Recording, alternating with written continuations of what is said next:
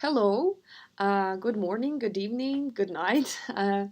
So my name is Sofia. I'm a teacher of English and French, and I love teaching. I have experience in teaching online, and I have experience teaching in person, one-on-one, and group methods. I've been teaching for 5 years, I would say, and been teaching for 5 years both part-time private teacher, like private tutor, and I have experience also teaching elementary school, middle school, and some of part of the high school. So I love teaching English, and this is my passion, and I can't really imagine my life without teaching English. I also taught French in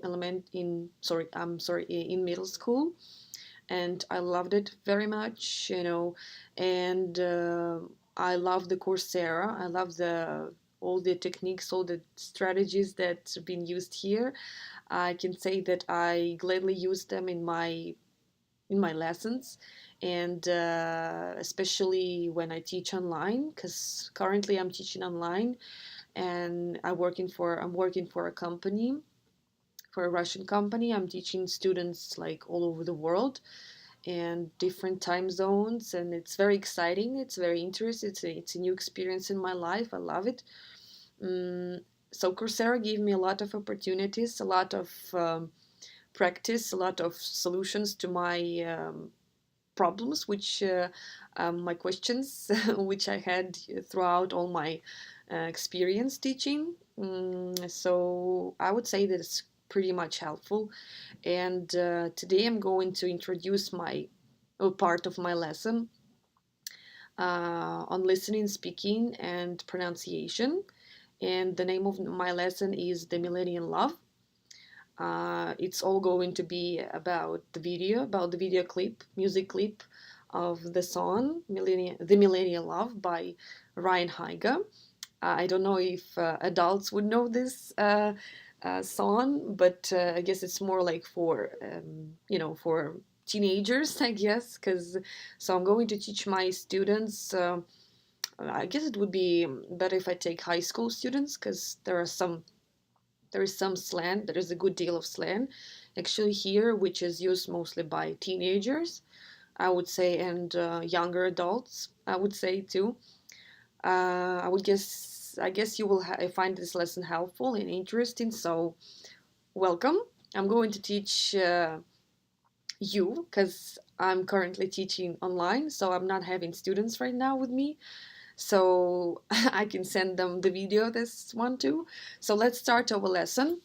So first of all, before we start the actual lesson, I would like to ask them a few questions. So first of all, what is slang? And I would ask them to give me some ideas, some examples of slang. It can take maybe like 5 minutes to discuss this question, maybe less. And the second question would be, what are some of their common slang that they hear in their daily life and that they use in their daily life? Like, what are mainly slang?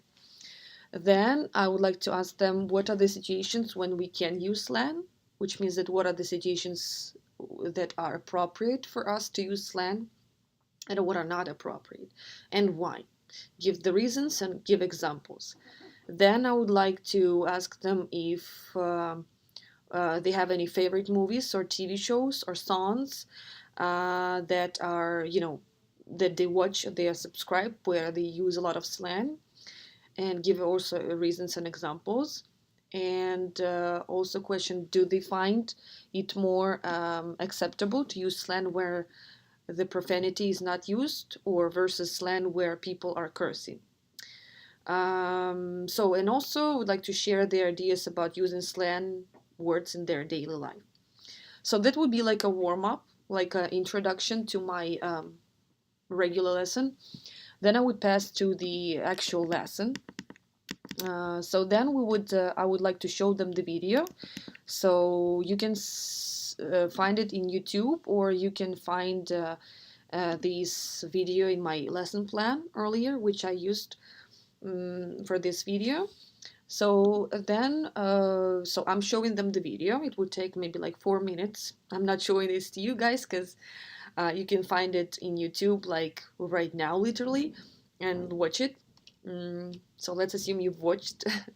Welcome back. So I would like to ask them if they knew some of the slang used in this video. If yes, then which one? And maybe they use this one in their daily life. Um, so then I would like to uh,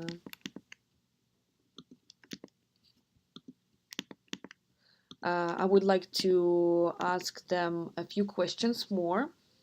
Um, well, why should we use this slang or not?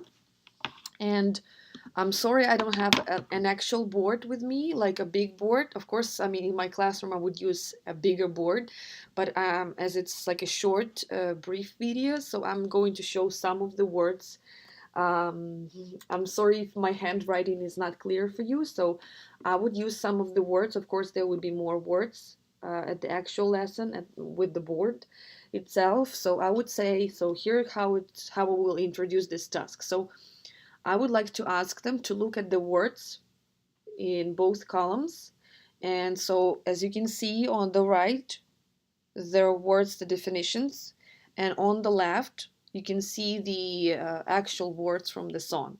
So there are some of them. So you can see the sleigh, dime, low-key, bear, and sheep. So there would be the definitions here, yeah? And their task would be to come to the board and just match and explain their choice. So then I would like to ask them a few questions more, like what are the situations that we can, I would ask them if they agree or not agree with these statements. Like number one, we can use slang in formal situations such as interview or business meeting. Again, agree or disagree. Number two, we can use slang in everyday situations with older generation. Agree or disagree. Number three, we can use swearing slang in everyday situations. Number four, we can use slang most of the time. Teachers should use more slang when they teach students. Every day, everybody have to understand slang. Slang is only used as a bad language skill. We can learn slang and teach it to our kids. Slang is more important in our daily life.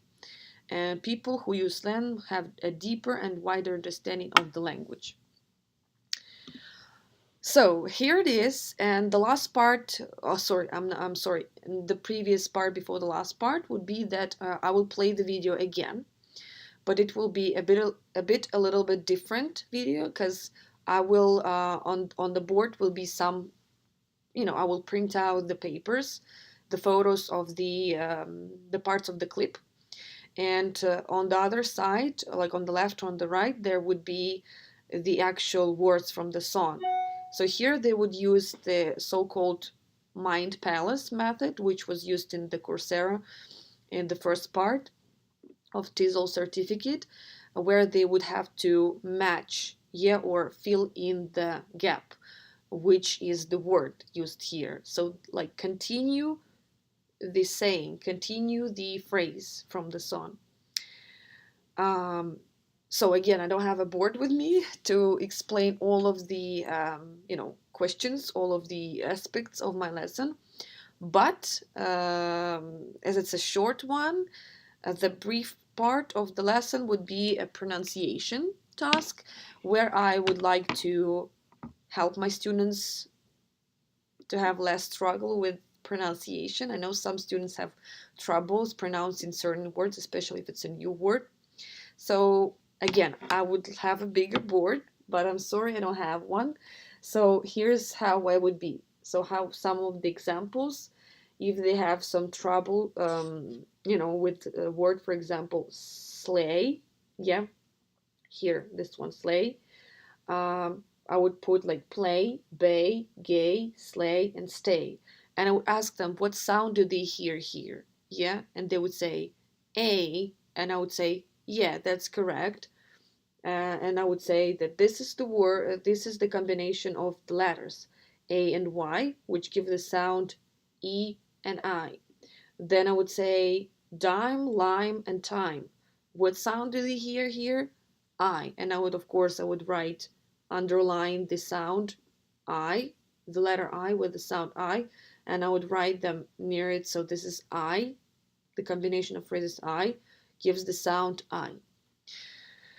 So this is it. This is my lesson. So thank you for your attention, and see you at the next lesson. Bye.